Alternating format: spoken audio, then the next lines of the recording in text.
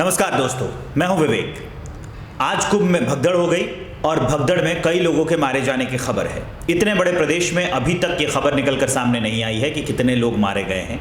तो एक तरह से कही जा सकती है बात कि क्या प्रशासन आंकड़े छुपाने की कोशिश कर रहा है। ये तो एक बात हो गई। अब दूसरी बात पर आइए, मैं आपको आंकड़े गिनवा देता हूँ कि इससे पहले कब कब भगदड़ हुई है। मेरे पास आंकड़े हैं। प्रयागराज में 1954 में जो कुंभ लगा था, 3 फरवरी को मौनी अमावस्या के दिन इसी मेले में भगदड़ मची थी, जिसमें 800 लोगों की मौत हुई थी। उज्जैन में 1992 में जो कुंभ लगा था, सिंहस्थ कुंभ के दौरान भगदड़ हुई थी, 50 से ज़्यादा लोगों की मौत हो गई थी।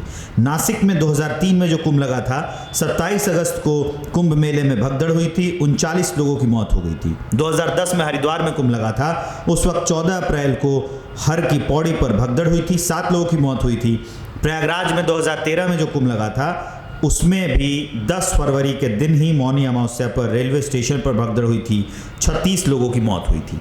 तो सवाल ये है कि जब आपको पता है कि भीड़ इतनी ज़्यादा होती है, मौनी अमावस्या का स्नान इतना होता है, तो क्या व्यवस्था पूरी की गई थी? एक सवाल प्रशासन पर भी होता है कि जहाँ तहाँ लगा दिए गए हैं बैरिकेड्स और वो नहीं खोले जा रहे हैं, लोग परेशान हैं। आपको पता है कि 4 किलोमीटर या 10 किलोमीटर लंबे जगह पे जब आप आखिरी छोर पे पहुँचते हैं तब पता चलता है कि वहाँ पर आगे आप नहीं जा सकते। अगर ये रास्ता बंद है तो जहाँ से रास्ते की शुरुआत होती है वहीं लगा दो। लोग ये 4, 5, 6 किलोमीटर नहीं जाएंगे पैदल।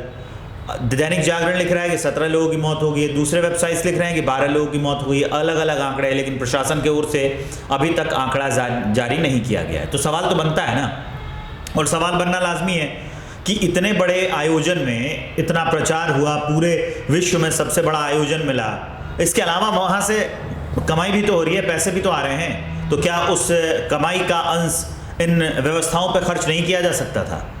तो सवाल तो बनता है कि आखिर इस तरह के हादसे से निपटने के लिए प्रशासन ने क्या तैयारियां की थी? खाली वो बिल्ला ही चमका रहा था क्या?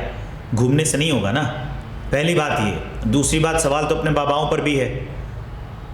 वजह ये बताई जा रही है कि हालांकि ये अफवाह थी, वजह ये बताई जा रही है कि किसी ने आकर संगम तट के पास वाले इलाके में जहाँ पर वो भगदड़ हुई, बताया कि नागा सन्यासी आ रहे हैं स्नान करने के लिए, आप लोग हट जाइए। और उसके बाद से जो है भीड़ बढ़ती चली, पीछे से लोग आ रहे थे भागते हुए यहाँ पर जो थे, और वो आके आगे क्योंकि नदी थी तो वहीं पे लोग जमा होते गए और ये हादसा हो गया। ये कारण बताया जा रहा है। हालांकि स्पष्ट कारण क्या है ये प्रशासन जो स्टेटमेंट देगा उसके बाद ही पता चलेगा।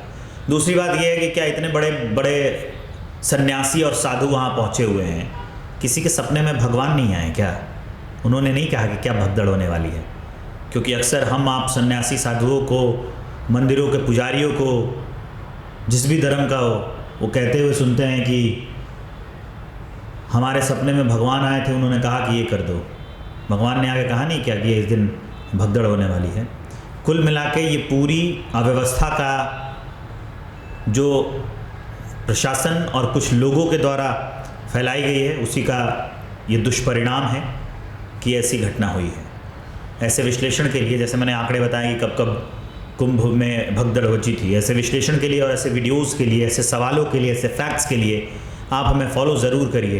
प्लेटफॉर्म नया है, धीरे धीरे अपग्रेड होता जाएगा, आपके सपोर्ट की ज़रूरत है। शेयर करिए, सब्सक्राइब करिए।